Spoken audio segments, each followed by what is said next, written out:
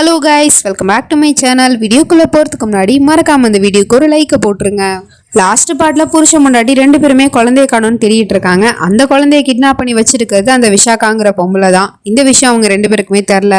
அப்புறம் மாமனார் வேற கத்திட்டு இருக்காரு, நம்ம கிட்ட வந்து சொன்னா குழந்தை அவங்கிட்ட இல்லைன்னு சொல்லிட்டு. ஆனா கண்ணு முன்னாடியே இன்னைக்கு குழந்தை தூக்கிட்டு போறத மயிரா பார்த்துட்டா. இனிமே எப்படி அவனை நம்ப போறா அப்படிங்கிற மாதிரிலாம் சொல்லிட்டு கேட்டா, அப்பா அம்மா வந்து அடிபட்ட நிலைமையில வந்து சொல்லிக்கிட்டு இருக்கான், நான் எப்பப்பா குழந்தைய தூக்கிட்டு போனேன் அப்படின்னு சொல்லிட்டு. நாங்க தான் எங்க கண்ணால பார்த்தோமே, நீ தானே குழந்தைய கார்ல தூக்கிட்டு போனேன் அப்படின்னு சொன்னா, அது நானே கிடையாது, நான் இப்பதான் குழந்தைய பார்த்துட்டு வரேன். என்னோட தாராவை யாரோ ஒரு ஆள் கிட்னாப் பண்ணி வச்சிருக்காங்க, அது யாருன்னு தெரியல, எனக்கு தெரிஞ்சு அது மயிராவை தான் இருக்கும் அப்படின்னு சொல்லிட்டு இவன் பொண்டாட்டியை சந்தேகப்பட்டு பேசிட்டு இருக்கான். இல்ல அதுக்கு வாய்ப்பே இல்ல. மயிரா கண்ணு முன்னாடி குழந்தைய நீ தூக்கிட்டு போறத பார்த்துட்டு அவ ரொம்ப பதறி போனா. அவகிட்டதான் குழந்தை இருக்குங்கும் போது அவ எதுக்காக இந்த மாதிரிலாம் டிராமா போடணும், அதுக்கு வாய்ப்பே இல்லை அப்படின்னு மாமனாரும் சொல்லிட்டு இருக்காரு. அப்படின்னா நானும் குழந்தைய வச்சு இல்ல, மயிரா கிட்டையும் குழந்தை இல்லை அப்படின்னா இதுக்கு பின்னாடி மூணாவது ஒரு ஆள் இருக்காங்க, அது யாரா இருக்கும், இந்த விஷயத்த பத்தி மயிரா கிட்ட உடனே சொல்லி ஆகணும் அப்படின்னு சொல்லிட்டு அவன் இங்க இருந்து கிளம்பி போறான். இந்த பக்கம் பார்த்தா மயிராவும் விஷாக்காவும் ஏதோ பூஜை பண்ற விஷயமா பேசிட்டு இருக்காங்க. அப்ப கீழே ஏதோ ஒரு தாத்தா வந்து நின்றுகிட்டு பசிக்கு இது சாப்பாடு கொடுங்க அப்படின்னு கேட்டுட்டு இருக்காரு. அங்க இருக்கிற அந்த பொண்ணுங்க விரட்டி விட்டுட்டு இருக்காங்க, அதெல்லாம் ஒண்ணும் கிடையாது அப்படின்னு சொல்லிட்டு. இதை மேல இருந்து நம்ம ஹீரோயினை பார்த்துட்டு ஒரு நிமிஷம் நில்லுங்க அப்படின்னு சொல்லிட்டு அவங்க இருந்து ஓடி வந்து சாப்பாடை கொடுத்துக்கிட்டு இருக்கா. அப்படி கொடுக்கும்போது அவன் கையில இருக்கிற மோதிரத்தை பாக்குறா. அது நம்ம ஓம்காரோட மோதிரம் தான். எஸ், நம்ம ஓம்கார் தான் மாறு விஷயத்தை போட்டுக்கிட்டு இங்க வந்து நின்றுட்டு இருக்கான் இவகிட்ட உண்மையை சொல்லணுங்கிறதுக்காக. ஸோ அவன் கையில இருக்கிற ரிங்க பார்த்ததுனால இது ஓம்கார் தான் அப்படிங்கிற விஷயத்த டக்குன்னு கண்டுபிடிச்சிட்டா. உடனே அவன் முகத்துல இருக்கிற முக்காடையுமே ஓப்பன் பண்ணி பாக்குறா. பார்த்தா அது நம்ம ஓம்கார் தான். இது என்ன புது டிராமா ஓம்கார் அப்படின்னு கேட்டா அவனும் நான் அவங்ககிட்ட ஒரு முக்கியமான விஷயத்தை பத்தி பேசணும், அதுக்காக இந்த வேஷத்தை போட்டு வந்தேன் அப்படிங்கிற மாதிரி சொல்லிட்டு இருக்கான். அப்பன்னு பார்த்து போன் ரிங் ஆயிட்டு இருக்கு. அந்த போனு வீட்டுக்குள்ளேருந்து ரிங் ஆகிட்டு இருக்கு. இதே சேம் ரிங் டோனை தான் அங்கே அடிபட்ட நிலமையில அவன் காதில் வாங்கியிருப்பான். இப்போ அதே ரிங் டோனு இங்கே அடிக்குது. இந்த ஃபோனு யாரோடதா இருக்கும் அப்படின்னு சொல்லிட்டு பார்த்துட்டு இருக்கான். பார்த்தா அந்த ஃபோனை நம்ம ஹீரோயின் தான் எடுத்துட்டு வந்துட்டு இருக்கா. அப்படின்னா அது இவ தானா அப்படின்னு சொல்லிட்டு இவன் பார்த்துட்டு இருந்தா அவன் இங்கேருந்து அந்த ஃபோனை எடுத்துட்டு வந்து விஷாக்கா கிட்ட கொடுத்து உங்க ஃபோன் ரிங் ஆகிட்டு இருக்கு அப்படின்னு சொல்லிட்டு கொடுத்துட்டு இருக்கா. ஸோ அவன் அந்த ஃபோனை பார்த்துட்டு இருக்கா. அடுத்த நிமிஷமே இவன் எல்லாத்தையும் மேட்ச் பண்ணி பார்க்குறான். அந்த ரிங் டோனு, அப்புறம் அங்கே நின்று ஒரு பொம்பளையோட உருவம், இது எல்லாத்தையும் வச்சு பார்க்கும்போது விஷாக்கா தான் குழந்தைய கடத்தி வச்சிருக்கா அப்படிங்கிற உண்மையை தெரிஞ்சுக்கிறான். உடனே விஷாக்கா அப்படின்னு சொல்லிட்டு கத்துறான். அவ அப்படியே பயந்து போயிடுறா. அப்புறம் இங்க இருந்து ஓடி வந்து இவதான் நம்ம குழந்தைய கிட்னாப் பண்ணி வச்சிருக்கா மொய்ரா அப்படிங்கிற உண்மையை சொன்னா அவளுக்கு பயங்கரமான ஷாக்கா இருக்கு. என்ன இப்படி உண்மையை போட்டு உடைச்சிட்டானே அப்படின்னு சொல்லிட்டு.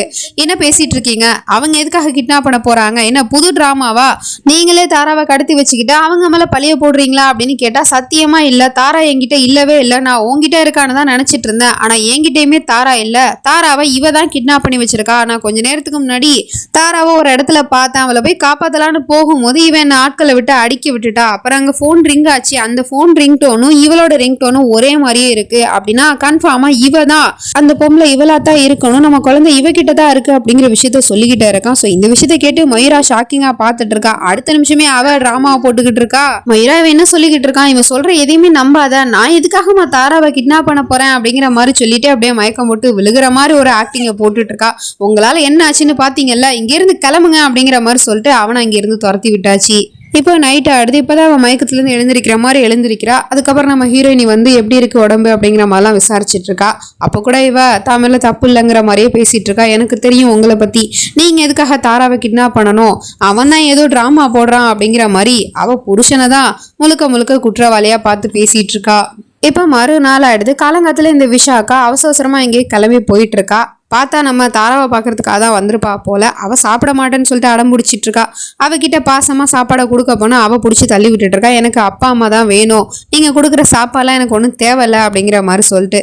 இப்படிலாம் சேட்டை பண்ணக்கூடாது, ஒழுங்காக சாப்பிடு அப்படின்னு சொல்லிட்டு இருக்கும் போதே பார்த்தா நம்ம ஓம்காரோட என்ட்ரி தான். கரெக்டாக இடத்த கண்டுபிடிச்சி வந்துட்டான். எப்படி கண்டுபிடிச்சிருப்பாப்ல அப்படின்னு பார்த்தா ஆல்ரெடி விஷாக்கா தான் குழந்தைய கிட்னாப் பண்ணி வச்சிருக்கா அப்படிங்கிற விஷயம் தெரிஞ்சு போச்சு. அதனால இவன் முன்கூட்டியே அவள் போகிற காரில் ஜிபிஎஸ்ஸை செட் பண்ணிட்டான். ஸோ அது மூலமாக ட்ராக் பண்ணி தான் கரெக்டாக இந்த இடத்த கண்டுபிடிச்சி வந்துட்டான். குழந்தைய பார்த்து தான் அவனுக்கு அவ்வளோ சந்தோஷமா இருக்கு. அந்த குழந்தையுமே அப்பா அப்படின்னு ஓடி வந்து கட்டி பிடிச்சிக்குது. அதுக்கப்புறம் இவ கதவை லாக் பண்ணி கையில சாவியை வச்சுக்கிட்டு அடுத்தவங்களை கூண்டில் அடைக்கிறதுனா உனக்கு அவ்வளோ பிடிக்கும்ல, இப்போ இன்னைக்கு நீ இந்த கூண்டில் மாட்டிக்கிட்டு எப்படி இங்கிருந்து தப்பிக்கிறேன்னு நானும் பார்க்குறேன் அப்படின்னு சொல்லிக்கிட்டு ஆட்களை ஏவி விடுறா. அவனுங்க எல்லாரும் அடிக்கிறதுக்கு வந்துட்டு இருக்கானுங்க. இவன் என்ன பண்றான்னா பொண்ணோட கண்ணில் கர்ச்சீஃபை கட்டி விட்டு உப்பு மூட்டை மாதிரி குழந்தைய தூக்கி வச்சுக்கிட்டு அவங்க எல்லாரும் கூட சண்டை போட்டு ஒரு வழியா அவங்க எல்லாரையும் அடிச்சு துவம்சம் பண்ணிடுறான். அதுக்கப்புறம் இவகிட்ட சாவியை கேட்டு அங்க இருந்து கிளம்பி போயிட்டு இருக்கான். அப்படி போகும்போது இந்த ஓம்கார நீ சாதாரணமா எடை போட்டல, அது ரொம்ப தப்பு அப்படிங்கிற மாதிரி சொல்லிட்டு குழந்தைய காப்பாத்தி அங்க இருந்து தூக்கிட்டு போயிடுறான். வெளியே தூக்கிட்டு வந்ததுக்கு அப்புறம் நீ சேஃபா இருக்க, உன்னை யாரு கிட்னாப் பண்ணாங்கிற விஷயத்த உன் அம்மா கிட்ட சொல்லு அப்படின்னு சொல்லிட்டு பொண்ணு கிட்ட கால் பண்ணி கொடுக்குறான். அவளுக்குமே அங்க போன் போகுது. பொண்ணோட குரலையுமே அவ கேட்குறா. இப்பதான் அவளுக்கு நிம்மதியாவே இருக்கு. நீ எங்கம்மா இருக்க தாரா, நீ நல்லா இருக்கல அப்படின்னு சொல்லிட்டு பேசிட்டு இருந்தா. அவளும் நான் நல்லா இருக்கேன், அப்பா என்ன காப்பாத்திட்டாரு, அப்புறம் என்ன கிட்னாப் பண்ணது அந்த விஷாக்கா தான் அப்படிங்கிற விஷயத்த சொல்லிட்டு இருக்கா. அந்த நேரம் பார்த்து அவளுக்கு அங்க லைன் கிளியரா கேட்கல போல. சோ என்னமா சொல்லிட்டு இருக்க, எனக்கு ஒன்றும் புரியல அப்படின்னு அவளும் சொல்லிட்டு இருக்கா. உடனே இவன் போனை பிடுங்கி பேசலான்னு சொல்லிட்டு போகும்போதே பார்த்தா பின்னாடி அந்த விஷாக்கா காரை ஃபுல் ஸ்பீட்ல கொண்டு வந்து அவன் மேல விட்டு ஏத்திடுறா. ஸ்பாட்லே இவன் மயங்கிட்டான். குழந்தை அங்க இருந்து அதுக்கப்புறம் தூக்கிட்டு போயிடுறாங்க. இப்ப என்ன பண்றது அப்படின்னு கேட்டா இவ உடனே என்ன பண்றான்னா அந்த விஷாக்கா மரத்துல தன்னோட தலைய மோதிக்கிறா. எதுக்காக இப்படி பண்றா அப்படின்னு தெரியல. இந்த பக்கம் நம்ம ஹீரோயினி பொண்ணு சேஃபா தான் இருக்குன்னு சொன்னா, ஆனா எங்க இருக்கான்னு தெரியலையே அப்படின்னு யோசிச்சு இருக்கா. அப்பன்னு பார்த்து அந்த விஷாக்கா தலையில அடிபட்ட மாதிரி ஆக்டிங்க போட்டுக்கிட்டு இருக்கா. என்னாச்சு உங்களுக்கு, எப்படி அடிபட்டுச்சு அப்படின்னு கேட்டா அவ ஒரு கதையை கட்டிக்கிட்டு இருக்கா. இந்த மாதிரி உன் குழந்தைய நான் ஒரு இடத்துல பார்த்தேன், ஓம்கார் தான் வச்சிருந்தான், அவன்கிட்ட இருந்து குழந்தைய தூக்கிட்டு வரலான்னு பார்க்கும்போது அவன் என்ன அட்டாக் பண்ணிட்டான், அதனாலதான் அடிபட்டுருச்சு. அப்புறம் குழந்தைய அவன் எங்கேயோ ஒரு இடத்துக்கு அனுப்பி வச்சுட்டு இந்த பக்கம் திரும்பினா அப்பன்னு பார்த்து கார் அவனை மோதிருச்சு, அவனுக்கு ஆக்சிடென்ட் ஆயிடுச்சு அப்படிங்கிற மாதிரிலாம் சொல்லிட்டு இருக்காங்க. உடனே இதை கேட்டு என்னது ஆக்சிடென்டா அப்படின்னு சொல்லிட்டு கேட்டுட்டு இருக்கா. என்னமா பேசிட்டு இருக்க, நான் இப்படி அவன்கிட்ட இருந்து போராடி வந்திருக்கேன், என்ன நினைச்சு நீ கவலைப்படுவேன்னு பார்த்தா அவனுக்கு ஆக்சிடென்ட் ஆனதை பத்தி நீ கவலைப்பட்டுக்கிட்டு இருக்க, அப்படின்னா நீ அவனை பார்க்க போவியா அப்படின்னு கேட்டா ஆமா பார்க்க போவேன் அப்படின்னு அவளும் சொல்லிட்டு இருக்கா. என்ன சொல்லிட்டு இருக்கா அப்படின்னு கேட்டா இல்ல, அவன் மேல இருக்கிற அக்கறையில ஒண்ணு அவனை நான் பார்க்க போறேன்னு சொல்லல, உங்களை இந்த மாதிரி ஆக்குனான்ல அதுக்கு அவன் மேல கேஸ போட போறேன், அப்புறம் என்னோட பொண்ணு எங்க இருக்கான்னு கண்டுபிடிக்க போறேன், அதுக்காக தான் நான் அவனை பார்க்க போறேன், இப்ப எந்த ஹாஸ்பிட்டல்ல இருக்கான் அப்படிங்கிற விஷயத்த கேட்டுக்கிட்டு இவளுமே அங்க போய் பாக்குறா. அங்க போய் பார்த்தா டாக்டரு அவனோட கண்ணில் கட்டை போட்டு வச்சுக்கிட்டு சாரி எங்களால் உங்கள் கண் பார்வையை காப்பாற்ற முடியலை அப்படிங்கிற மாதிரி சொல்லிட்டு இருக்காங்க. இதை கேட்ட நம்ம ஹீரோயினுக்கு பயங்கர ஷாக்காக இருக்குது. என்னது இவருக்கு கண் பார்வை போயிடுச்சா அப்படின்னு கேட்டு வந்துட்டு இருக்கா. ஆமாம், நடந்த ஆக்சிடென்ட்ல இவரோட கண்ணில் கிளாஸ் குத்திருச்சு, அதனால இவரோட கண் பார்வை போயிடுச்சுன்னு தான் நினைக்கிறேன், மற்றது பேண்டேஜ் ஓப்பன் பண்ணி பார்த்தா தான் தெரியும் அப்படிங்கிற மாதிரி சொல்லிட்டு அந்த அம்மா போயிடுது. இவளுக்கு என்னதான் புருஷன் மேலே கோவம் இருந்தாலும் கண் பார்வை போயிடுச்சு அப்படிங்குமே அவளால் அதை தாங்கிக்கவே முடியல, ரொம்ப ஃபீல் பண்ணுறா. ஆனால் பின்னாடி இருக்கிற விஷாக்காவோ இல்லை இதெல்லாம் ட்ராமா தான், இவன் நடிக்கிறான், இதெல்லாம் நம்பாத அப்படிங்கிற மாதிரி சொல்லிட்டு இருக்காங்க. அப்புறம் போலீஸ் வெளியே கூப்பிட்டு வந்து என்ன மேடம் இப்போ நீங்க இவர் மேல கம்ப்ளைண்ட் கொடுக்கத்தான் போறீங்களா அப்படின்னு கேட்டா இல்லன்னு சொல்லிடுறா.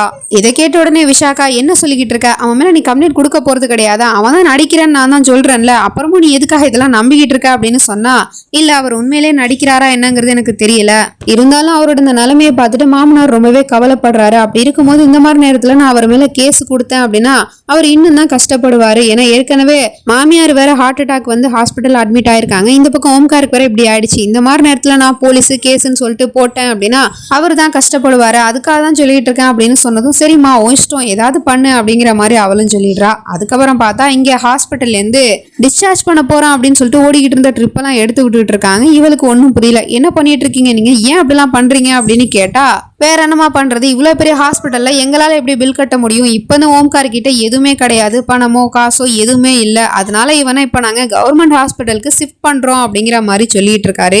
சோ இது எல்லாமே ஒன்னாலதான் நடந்துச்சு, அப்புறம் எதுக்காக நல்லவ மாதிரி வந்து நாடகம் ஆடிக்கிட்டு இருக்கா அப்படின்னு சொல்லிட்டு அக்காகாரி வர திட்டிக்கிட்டு இருக்கா. ஸோ இதுக்கப்புறம் நடக்க போகுது அப்படிங்கலாம் நம்ம நெக்ஸ்ட் பார்ட்ல தான் பார்த்து தெரிஞ்சுக்கணும். அது வரைக்கும் பை ஃப்ரெண்ட்ஸ்.